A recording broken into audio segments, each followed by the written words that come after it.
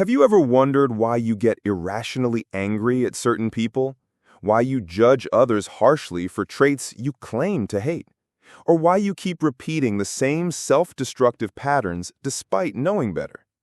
The answer lies in something psychologists call your shadow self, the hidden parts of your personality that you've pushed away, denied, or refused to acknowledge. And here's the uncomfortable truth. What you deny about yourself doesn't just disappear, it controls you from the shadows. Today, we're diving deep into one of psychology's most powerful concepts. We'll explore what the shadow self really is, why it forms, how it secretly runs your life, and most importantly, how to reclaim your power from it. This isn't just abstract psychology. This is about understanding the invisible forces that shape your relationships, your choices, and your entire life experience. Here's something that might shock you. That person you can't stand, the one whose behavior makes your blood boil, they're probably showing you exactly what you've hidden from yourself. The shadow self is a term coined by Swiss psychiatrist Carl Jung, one of the most influential psychologists of the 20th century. Think of it as your psychological basement, the place where you've stored all the parts of yourself that you've decided are unacceptable, embarrassing, or dangerous. But let's be clear about what we're talking about here. The shadow isn't some evil twin lurking inside you. It's simply the collection of traits, emotions, desires, and impulses that you've learned to hide, deny, or suppress. These might be things like anger, jealousy, selfishness, sexual desires, aggressive impulses, vulnerability, or even positive traits like creativity, ambition, or leadership that you were taught were inappropriate for you to express. Now here's the part that changes everything. When you deny a part of yourself, you don't actually get rid of it. You just push it underground. And from that underground place, it begins to influence your life in ways you don't even realize. The shadow operates like this. Imagine you have a roommate who you've locked in the basement and refuse to acknowledge exists. That roommate doesn't just sit quietly down there. They start messing with your electricity, moving your furniture around when you're not looking, and influencing your life in subtle but significant ways. You can't figure out why things keep going wrong, why you keep making the same mistakes, or why you react so strongly to certain situations. Meanwhile, your denied roommate is pulling strings from the basement. This is exactly what happens with your shadow self. The parts of you that you refuse to own don't disappear. They gain power over you precisely because you're not conscious of them. And the process of how this happened to you started much earlier than you might think. Picture yourself as a young child, completely authentic, expressing every emotion as it comes. You could be loving one moment and rageful the next. You could be generous and selfish, confident and insecure, all within the same day. This was natural and healthy. But something changed as you grew up, and understanding this change is crucial to understanding why you are the way you are today. As children, we learn that certain parts of ourselves are not acceptable to the people around us. Maybe you were told that anger is bad, that crying shows weakness, that wanting attention is selfish, or that being too confident makes you arrogant. Maybe your family valued being nice above all else, so you learned to hide any aggressive or competitive impulses. Or perhaps you grew up in an environment where showing vulnerability was seen as dangerous, so you buried your softer emotions deep inside.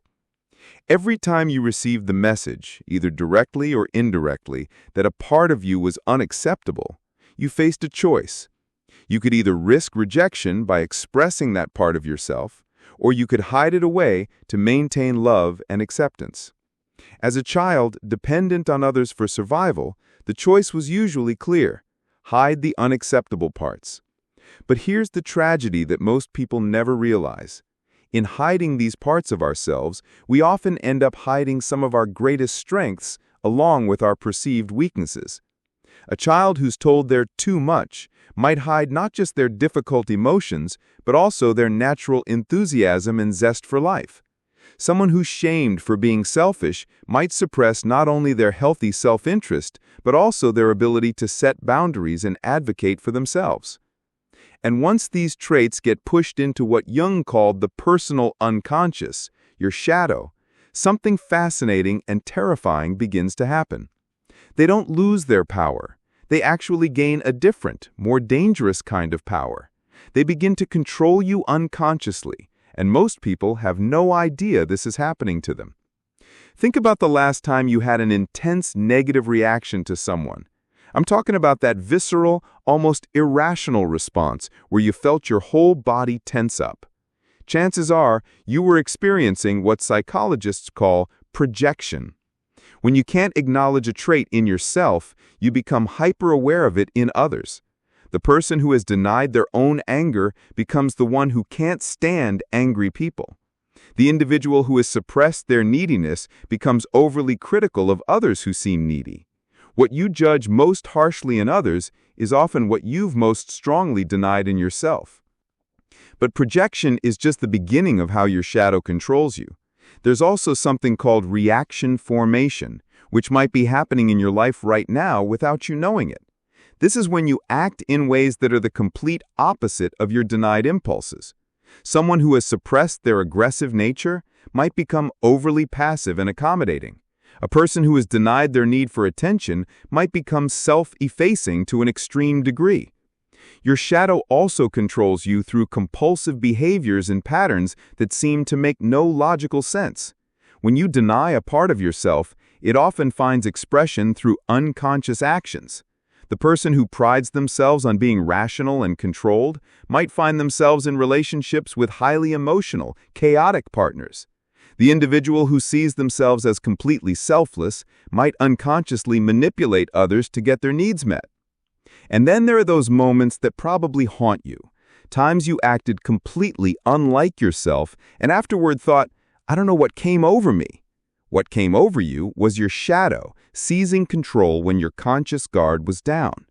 Jung called this possession, and it happens during times of stress, fatigue, or emotional intensity when your conscious defenses weaken and the shadow can temporarily take over. You might be wondering, if the shadow causes so much trouble, why don't we just acknowledge these hidden parts of ourselves and be done with it? The answer reveals something uncomfortable about human nature. Facing your shadow is genuinely difficult work that most people will go to great lengths to avoid. First, there's that original fear, the fear of rejection that made you hide these parts in the first place. Acknowledging your shadow means risking that people will see you as unacceptable or unlovable. There's also what psychologists call cognitive dissonance.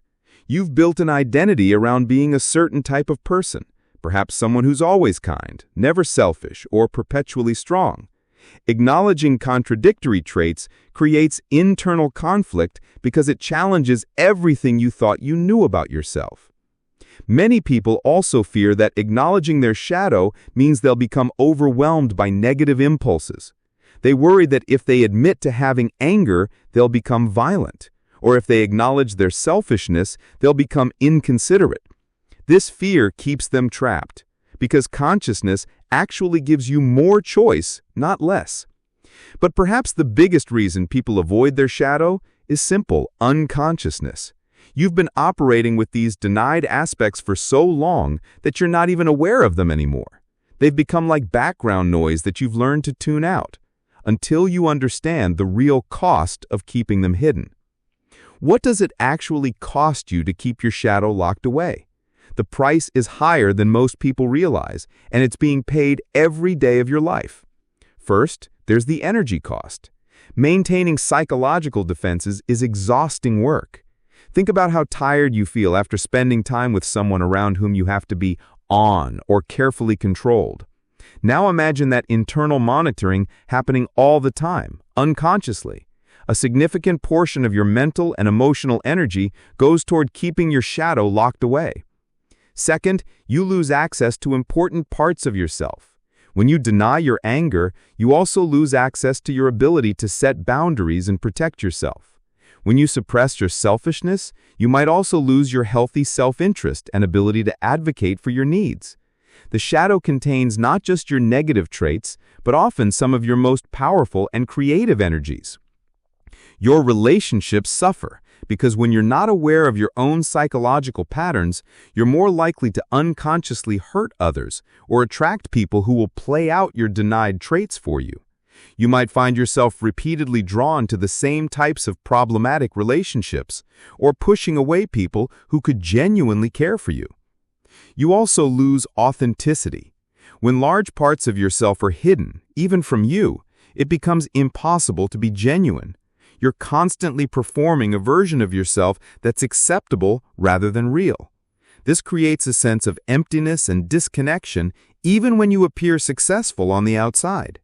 But perhaps most importantly, you lose choice.